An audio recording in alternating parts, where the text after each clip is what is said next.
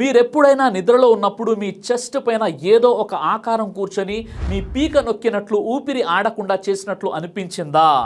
దయ్యం మీ చెస్ట్ పైన కూర్చున్నట్లు అనిపించిందా? ఇది చాలా మందికి జరుగుతుంది. దీనిని స్లీప్ పారాలసిస్ అని అంటారు.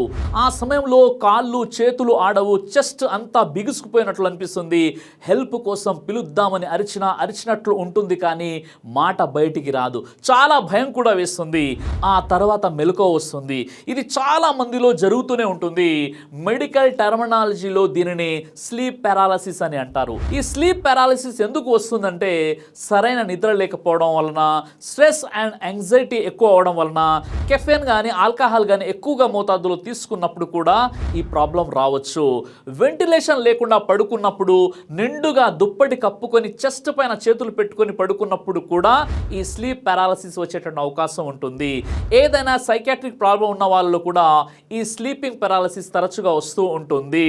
మరి దీనిని ఎలా తగ్గించుకోవాలంటే, దీనికోసం మీ స్లీప్ హెల్త్ని ప్రాపర్గా ఉండేలా చూసుకోండి. ప్రతిరోజు కనీసం 7 నుంచి 9 గంటల నిద్ర అనేది ఉండాలి. స్ట్రెస్ మరియు యాంగ్జైటీ రిలీఫ్ కోసం బయట ప్రశాంత ప్రకృతి వాతావరణంలో తిరగాలి. పడుకునే ముందు స్క్రీన్ చూడడం అనేది చేయకూడదు. కెఫిన్ కానీ ఆల్కహాల్ కానీ తీసుకోకండి. ప్రతిరోజు ఎక్సర్సైజ్ చేయడం లాంటివి చేయండి. ఎక్కువగా ఒంటరిగా గడపకండి. ఒకవైపు తిరిగి పడుకోవాలి. ఏదైనా సైకాట్రిక్ సమస్య ఉన్న వాళ్ళు దానికి తగిన ట్రీట్మెంట్ని డాక్టర్ని కలిసి తీసుకోండి.